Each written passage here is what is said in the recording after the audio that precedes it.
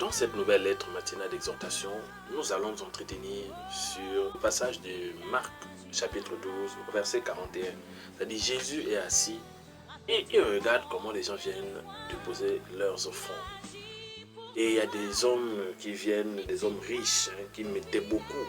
Et après, il y a une veuve qui vient et qui met 2 pièces, juste 2 pièces. À la fin, Jésus va dire à ses disciples, la veuve a donné plus que personne parmi tous ceux qui sont passés. Et les disciples, bon, logiquement, comme nous tous, sont un peu surpris pour se dire, mais attends, les hommes ont mis beaucoup, ils ont déposé beaucoup. Et Jésus dit, non, le chiffre, c'est pas la valeur.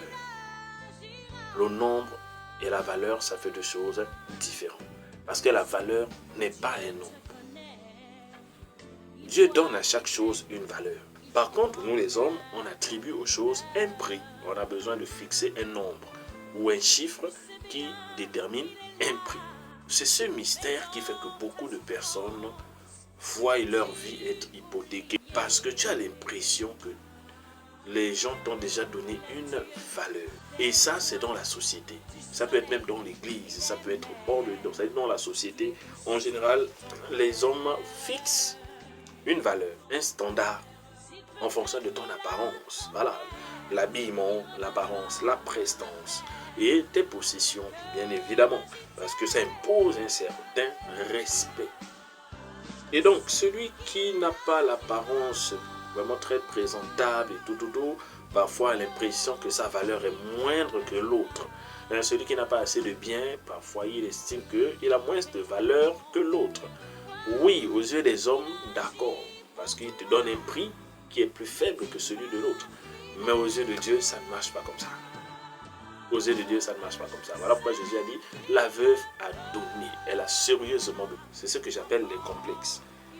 Pourquoi? Parce que le chiffre qui est donné, ou le prix, ou la moyenne qui est affectée à ta vie, peut te donner un complexe d'infériorité ou de supériorité. Celui qui croit être au-dessus des autres, il développe un complexe de supériorité. Et celui qui croit avoir un chiffre inférieur, il développe un complexe d'infériorité. Et ça a des dégâts. Ça donne des dégâts. Parce que le résultat de ces complexes, soit c'est l'orgueil dans une catégorie, soit c'est la résignation pour celui qui se croit pauvre. C'est-à-dire il va se résigner et il croit que c'est l'humilité. Donc les gens se résignent parfois et ils réduisent leur vie à une simple routine parce qu'ils estiment que c'est l'humilité ou ils n'ont pas la même valeur que les autres qui font certaines choses. Alors ce matin, je viens t'exhorter à sortir de ce complexe. Comment Dieu te voit exactement, c'est ce qui compte. Donc il faut que tu acceptes la valeur que Dieu te donne. Quand Jésus dit la femme a donné plus que les autres, il faut que cette femme, il faut que ceux qui écoutent sachent que c'est vrai, ce que Jésus dit. Et cette femme a dû sortir de là satisfaite d'avoir donné ce qu'elle a donné. Donc il faut qu'à un moment donné, tu acceptes la valeur que Dieu te donne et tu oublies le prix que les hommes te donnent. Tu oublies le diplôme, tu oublies la valeur, le prix, c'est-à-dire le standard que les hommes te fixent ou t'attribuent en fonction de ce qu'ils voient. Donc, oublie les apparences, oublie les possessions, oublie tout ça. Concentre-toi sur la valeur que Dieu veut que tu acceptes. Ce qu'on appelle la foi. La foi vient de ce que tu entends, mais qui vient de la parole de Dieu. Donc, accepte la valeur que Dieu te donne. Relève les défis que Dieu met devant toi. Même si tu n'as pas l'apparence qu'il faut, même si tu n'as pas les possessions qu'il faut, si Dieu met un défi devant toi, alors Dieu va mettre à ta disposition tout ce qu'il faut pour atteindre ce défi. Donc n'accepte pas que les injustices diminuent ta valeur, que les injustices diminuent parce que la société est remplie d'injustices. C'est le diable qui fait ce travail. Pourquoi? Parce qu'il veut enlever en l'homme la confiance, la foi, l'assurance que Dieu a fait un travail parfait. Le diable veut t'enlever la conviction que Dieu a fait un travail parfait. Et donc, il te fait voir des manquements que les autres hommes t'imposent. Donc, si quelqu'un t'a privé, par exemple, de la scolarisation, tu as grandi, tu n'as pas été scolarisé, c'est normal, on te donne la valeur analphabète et tu grandis avec ça. Donc, du coup, tu es obligé, tu acceptes cette valeur. Alors qu'en réalité, même sans ça, tu es capable de servir Dieu, tu es capable de faire des choses. Si on t'a privé de diplôme dans la société où parfois les concours sont fermés, c'est-à-dire les stages internes sont fermés, tout, donc tu vas rester au même diplôme pendant 20 ans. Et tu vas continuer à accepter cette valeur. À un moment donné, il faut te dire en toi-même qu'au stade où je suis, je me forme pour ce que je veux atteindre. Et dans mon esprit, je ne suis plus à la valeur que le papier m'indique. C'est-à-dire le papier dit autre chose, mais tu sais que dans ton esprit, tu es ailleurs. Tu te vois comme un docteur, tu te vois au niveau que tu veux, en fonction de ce que tu as déjà fait comme travail. C'est-à-dire tu te formes pour atteindre la valeur que Dieu te donne. En fait, je vais t'emmener à apprendre à te former pour atteindre la valeur que Dieu te donne. Si Dieu dit que tu es un évangéliste, forme-toi et annonce l'évangile, même si tu ne sais pas lire. Forme-toi et annonce l'évangile, même si tu n'as pas la veste comme les autres évangélistes. C'est-à-dire, bats-toi pour faire ce que Dieu veut que tu fasses.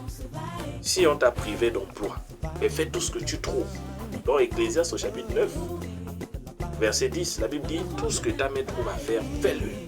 C'est-à-dire, fais ce que tu veux, deviens ce que tu veux. Si on t'a privé d'emploi, alors tu peux devenir tout ce que tu veux. Parce que celui qui a un emploi est obligé de se tenir à ça. Mais celui qui n'a pas d'emploi, c'est qu'il a tous les emplois. Voici comment il faut voir la chose.